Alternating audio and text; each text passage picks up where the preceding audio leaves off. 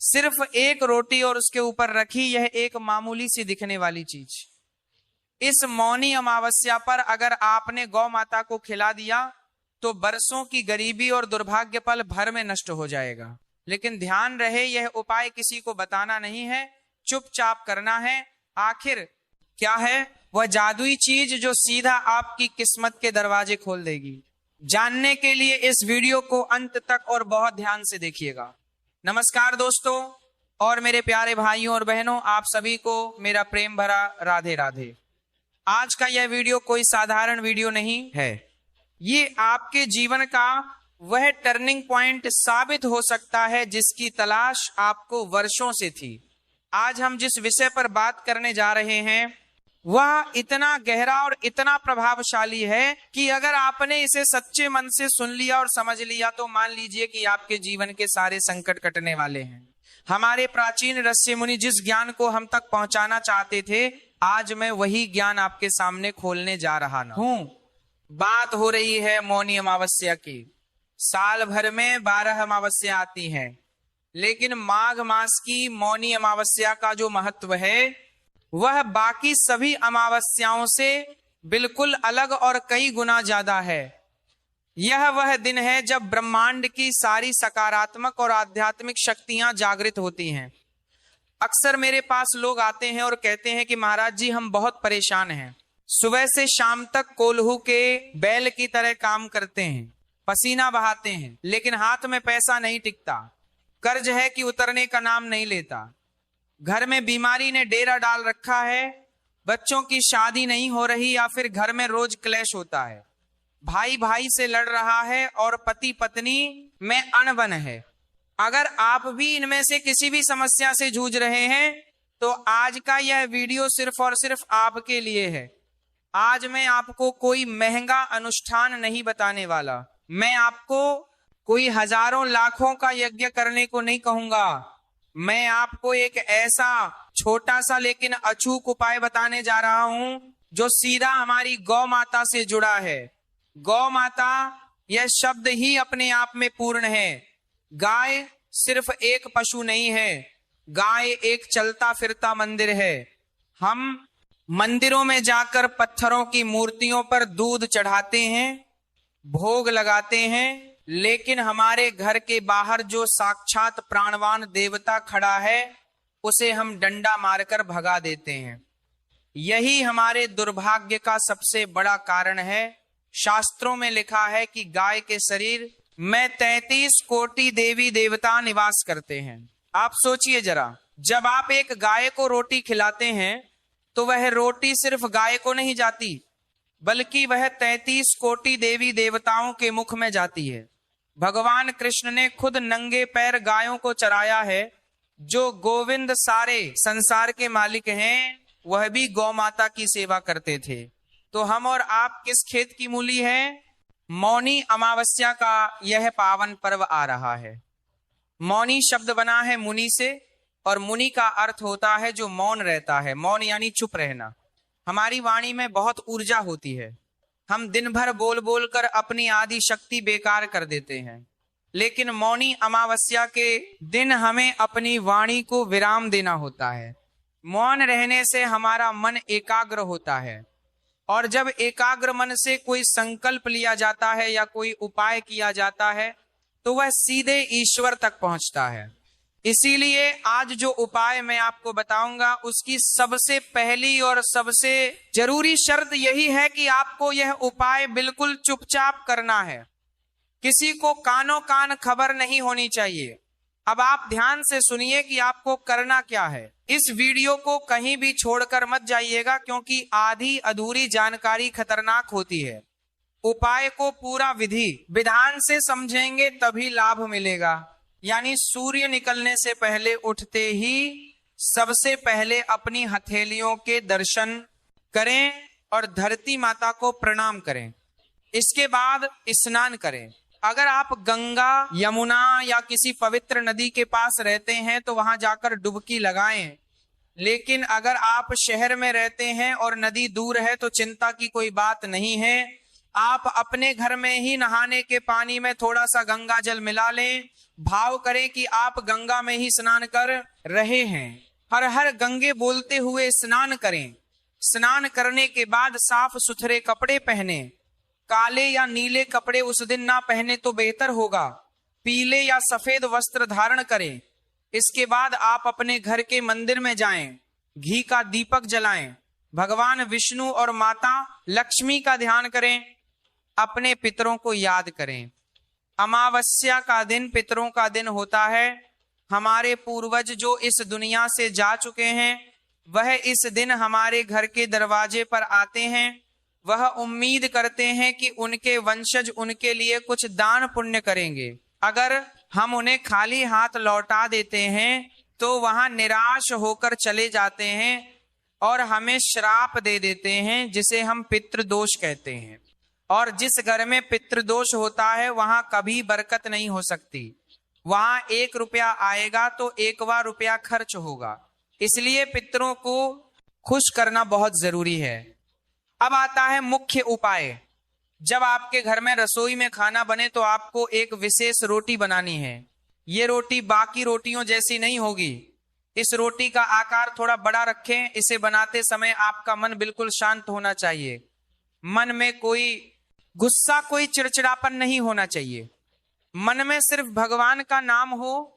आप मन ही मन ओम नमो भगवते वासुदेवाय या राधे राधे जप सकते हैं, लेकिन मुंह से आवाज नहीं निकालनी है, चुप रहना है।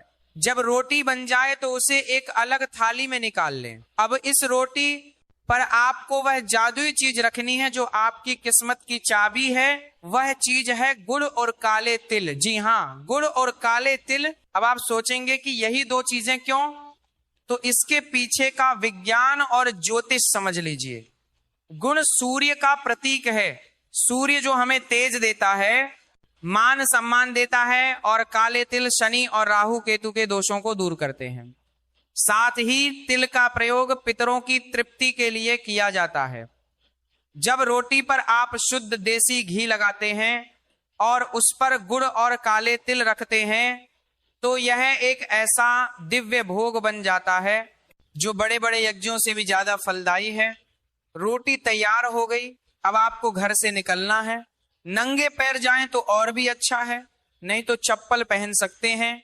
हाथ में रोटी लें। ध्यान रहे कि रोटी को किसी प्लास्टिक की पन्नी या गंदे कागज में ना रखें।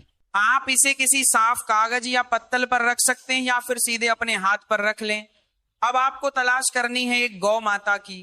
वैसे तो हर गाय पूजनीय है, हर गाय में देवता बसते हैं, लेकिन अगर आपको कोई काली गाय मिल जाए तो समझ लीजिए कि आपकी लॉटरी लग गई। काली गाय को कपिला गाय भी कहा जाता है और उसमें शनि देव का विशेष वास माना जाता है। अमावस्या और शनिवार के संयोग में या फिर अमावस्या के दिन काली गाय की सेवा करने से सांसे, साती और ढैया का प्रकोप तुरंत शांत हो जाता है। लेकिन अगर काली गाय ना मिले तो परेशान ना हो। जो भी गाय मिले, चाहे वह सफेद हो, लाल हो या चितकबरी हो, उसी के पास जाएं। बस ध्यान रखें कि वह जर्सी गाय ना हो, देसी गाय होनी चाहिए जिसकी पीठ पर कुबड़ बना होता है, क्योंकि उसी कुबड़ में सूर्य केतु नाड़ी होती है जो सूर्य की किरणों को सोख कर उसे सोने यानी स्वर्ण में बदल देती है। इसीलिए देसी गाय का दूध और घी अमृत सम्मान होता है। जब आप गाय के पास पहुंचे तो सबसे पहले दूर से ही उन्हें दंडवत प्रणाम करें। मन ही मन उनसे प्रार्थना करें, हे गौ माता, मैं एक तच्छ प्राणी आपकी शरण में आया हूं। मेरे जीवन में जो भी दुख है, जो भी दरिद्रता है, आपको माता उसे दूर करो। इसके बाद बड़े ही प्रेम से और आदर के साथ वह गुड़ और तिल वाली रोटी गाय के मुख के पास ले जाएं। यहाँ एक बहुत बड़ी गलती लोग करते हैं। लोग डरते डरते रोटी फेंक कर गाय को देते हैं। ऐसा नहीं करना है। आपको अपने हाथों से खिलाना है।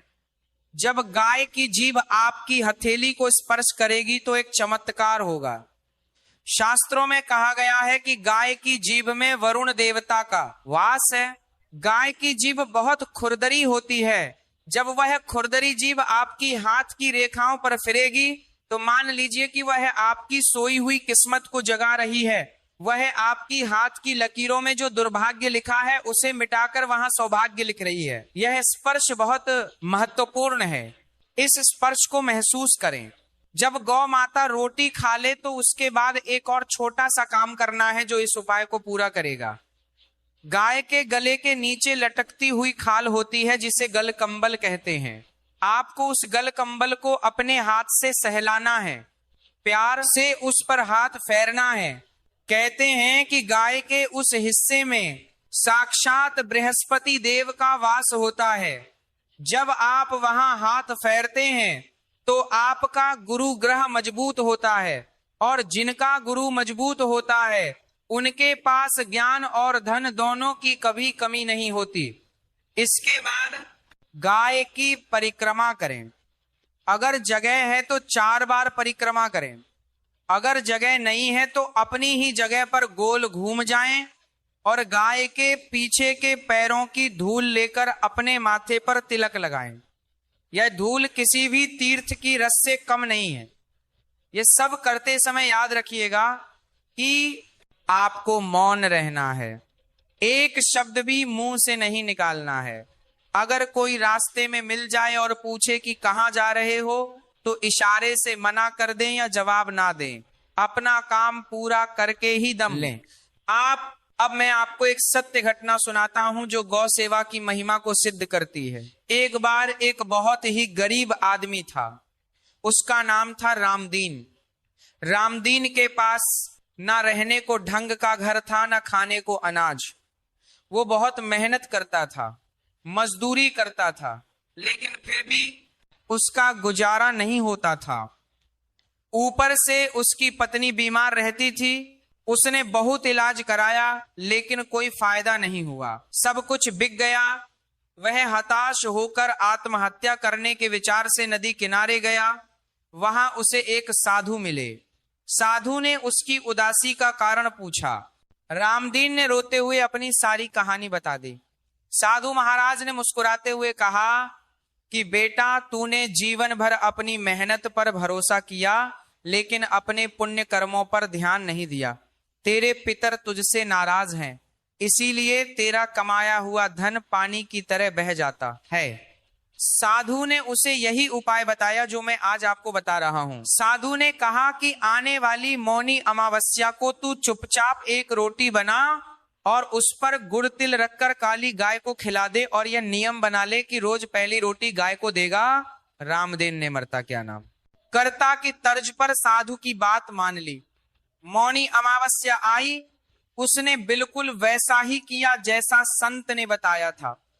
उसने मौन रहकर बड़े भाव से गाय को गुड़ और तिल वाली रोटी खिलाई। उस दिन उसे अंदर से एक अजीब सी शांति महसूस हुई। उसे लगा जैसे उसके सिर से कोई बहुत भारी बोझ उतर गया हो। वह घर आया, धीरे धीरे चमत्कार होना शुरू हुआ। अगले ही दिन उसे एक ऐसी जगह काम मिल गया जहां उसे पहले से दुगनी मजदूरी मिलने लगी। उसकी पत्नी की सेहत में सुधार आने लगा। जिस डॉक्टर की दवा असर नहीं कर रही थी, उसी दवा ने काम करना शुरू कर दिया। रामदीन ने गौ सेवा नहीं छोड़ी। वह रोज अपने हिस्से की एक रोटी गाय को खिलाता। देखते ही देखते साल भर के अंदर रामदीन का अपना पक्का मकान बन गया। उसके घर में दूध घी की नदियां बहने लगी। जो लोग उसे गरीब समझकर ताना मारते थे, आज वही उससे सलाह लेने आने लगे। यह गौ माता की कृपा का साक्षात उदाहरण, और ऐसी एक नहीं हजारों कहानियां हमारे आसपास मौजूद हैं। आज के आधुनिक युग में हम विज्ञान की बात करते हैं, तो चलिए मैं आपको इसका वैज्ञानिक पहलू भी बता देता हूं। गाय एकमात्र ऐसा प्राणी है जो ऑक्सीजन लेता है और ऑक्सीजन ही छोड़ता है। गाय के पास जाने से हमारी ओरा यानी आभा मंडल शुद्ध होता है। गाय के शरीर से निरंतर एक सकारात्मक ऊर्जा निकलती रहती है। जब हम तनाव में होते हैं या डिप्रेशन में होते हैं और गाय के पास जाकर बैठते हैं या उसे सहलाते हैं, तो हमारा ब्लड प्रेशर नॉर्मल हो जाता है, हमारा तनाव कम हो जाता है। ये बात अब विदेशी वैज्ञानिक भी मान रहे हैं, और वहां लोग काउ कर्लिंग थेरेपी के नाम पर हजारों रुपए खर्च कर रहे हैं सिर्फ गाय को गले लगाने के लिए। और हमारे यहाँ ये खजाना मुफ्त में उपलब्ध है, फिर भी हम इसकी कदर नहीं करते। दोस्तों, मौनी अमावस्या का यह उपाय आपको मालामाल बना सकता है, लेकिन मालामाल का अर्थ सिर्फ नोटों की गड्डी नहीं है। असली धन है निरोगी काया। अगर आपके पास करोड़ों रुपए हैं लेकिन आप बिस्तर पर पड़े हैं तो वह पैसा किस काम का असली धन है? संस्कारी संतान। अगर बच्चे लायक निकल जाए तो झोपड़ी भी महल बन जाती है, और अगर बच्चे नालायक हो तो महल को भी खंडहर बना देते हैं। असली धन है मन की शांति, गौ माता की सेवा से यह सब आपको मिलता है। मैं तो कहता हूं कि जिस घर में पहली रोटी गाय के लिए निकलती है उस घर की तरफ देखने की हिम्मत यमराज भी नहीं करते। उस घर में अकाल मृत्यु नहीं होती, उस घर में कोई भूखा नहीं सोता। लेकिन आजकल हम क्या करते हैं, पहली रोटी गाय के लिए निकालने की बजाय हम कहते हैं कि यह तो जल गई है या टैमेनिशी बन गई है, इसे गाय को दे दो। या फिर जो रात का बचा है वह बासी खाना होता है वह हम गाय को डालते हैं। ये सेवा नहीं है, ये तो आप गाय का अपमान कर रहे हैं, आप गाय को डस्टबिन समझ रहे हैं। याद रखिए, जैसा अन्न आप दान करेंगे वैसा ही फल आपको मिलेगा। अगर आप सड़ा गला खिलाएंगे तो आपका जीवन भी सड़ा गला हो जाएगा, और अगर आप प्रेम से ताजी और चुपड़ी हुई रोटी खिलाएंगे तो आपका जीवन भी प्रेम और स्नेह से भर जाएगा। तो इस मौनी अमावस्या पर एक संकल्प लें। यह संकल्प किसी और के लिए नहीं बल्कि अपने खुद के भले के लिए है। संकल्प लें कि हम अपने धर्म और अपनी संस्कृति से जुड़ेंगे, हम अपनी गौ माता की रक्षा करेंगे। आज गाय सड़कों पर पॉलीथीन खाने को मजबूर हैं, उन्हें डंडे मारे जाते हैं, उन पर तेजाब फेंका जाता है। यह देखकर दिल दहल जाता है। जिस देश में गाय को माता कहा जाता है वहां गाय की यह दुर्दशा क्यों है? इसके जिम्मेदार हम और आप ही हैं, क्योंकि हमने सेवा करना छोड़ दिया है। हमने अपने घरों के दरवाजे गाय के लिए बंद कर लिए हैं। अगर हर हिंदू अपने घर से सिर्फ एक रोटी गाय के लिए निकाले तो भारत में कोई भी गाय भूखी नहीं रहेगी और ना ही सड़कों पर कचरा खाएगी। और जब गाय खुश रहेगी तो यह धरती खुश रहेगी, प्रकृति खुश रहेगी, और जब प्रकृति खुश होगी तो हम सब खुश रहेंगे। एक बात और जो बहुत जरूरी है, जब आप यह उपाय करें तो पूर्ण श्रद्धा और विश्वास के साथ करें। मन में यह शंका ना लाएं कि पता नहीं इससे कुछ होगा या नहीं, क्योंकि तुलसीदास जी ने कहा है कि जाकी रही भावना जैसी प्रभु मूरत देखी तीन तैसी।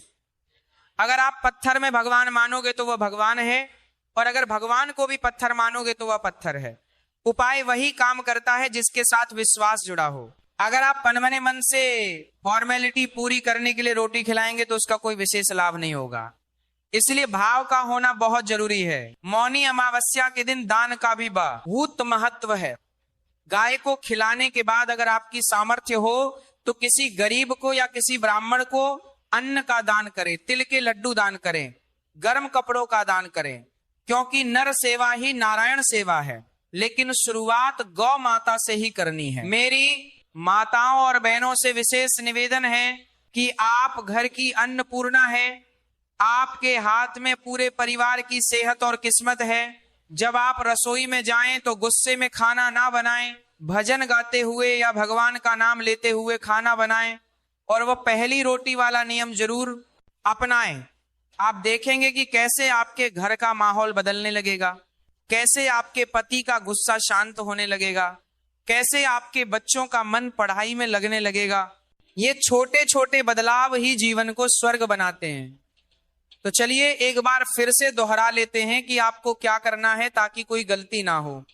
मौनी अमावस्या के दिन सुबह जल्दी उठना है और स्नान करना है। पूजा पाठ करके मन में मौन व्रत धारण करना है, बोलना नहीं है। रसोई में जाकर पहली रोटी सामान्य से थोड़ी बड़ी बनानी है। रोटी पर घी गुड़ और काले तिल रखने हैं। नंगे पैर या चप्पल पहनकर चुपचाप गाय के पास जाना है। गाय को प्रणाम करके रोटी खिलानी है और जीभ का स्पर्श कराना है। गाय के गल कंबल को सहलाना है और परिक्रमा करनी है। चुपचाप घर वापस आ जाना है। इतना सरल सा उपाय है, इसमें ना तो आपका कोई पैसा खर्च हो रहा है और ना ही बहुत ज्यादा समय लग रहा है। बस 15 से 20 मिनट का समय आपको निकालना है। क्या आप अपने सुनहरे भविष्य के लिए इतना समय नहीं निकाल सकते? मुझे पूरा विश्वास है कि आप जरूर करेंगे। और हाँ, इस वीडियो को देखकर सिर्फ अपने तक मत रखिएगा, इसे अपने दोस्तों, रिश्तेदारों और व्हाट्सएप ग्रुप्स में शेयर जरूर कीजिएगा। हो सकता है कोई व्यक्ति बहुत मुसीबत में हो और उसे कोई रास्ता ना सूझ रहा हो, आपका एक शेयर उस तक या जानकारी पहुंचा सकता है और उसका भला हो सकता है।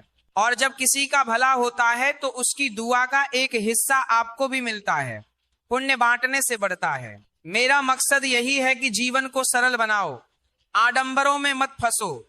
छोटे छोटे उपायों से बड़े बड़े काम बन जाते हैं। बस जरूरत है तो सही दिशा और सही नियत की। गौ माता हमारी रक्षक है, वह हमारी माँ है और माँ कभी अपने बच्चों का बुरा नहीं करती। एक बार उनकी गोद में सिर रख कर तो देखो, वह तुम्हारी सारी चिंताओं को हर लेंगे। मैं ईश्वर से प्रार्थना करता हूँ कि इस मौनी अमावस्या पर आपके जीवन का हर अंधेरा दूर हो जाए, आपके घर में सुख, समृद्धि और खुशहाली का प्रकाश फैले, आपकी तिजोरियां धन से भर जाए और मन भक्ति से भर जाए।